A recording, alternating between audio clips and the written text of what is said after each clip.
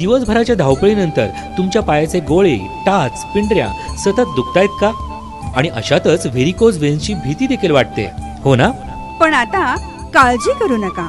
वाई तालुक्यातील बावधन येथील आपले दिव्यांग मित्र प्रवीण कदम आपल्यासाठी घेऊन आले आहेत साई चरण कांस्य थेरपी, जी तुमच्या पायांच्या दुखण्याला देईल नवचैतन्य. खास आयुर्वेदिक पद्धतीने कास्य थाळीच्या मसाजमुळे सुधारेल रक्तप्रवाह, कमी होईल शरीरातील उष्णता, निद्रानाश होईल दूर आणि मिळेल गुडघेदुखी आणि कंबरदुखीपासून आराम.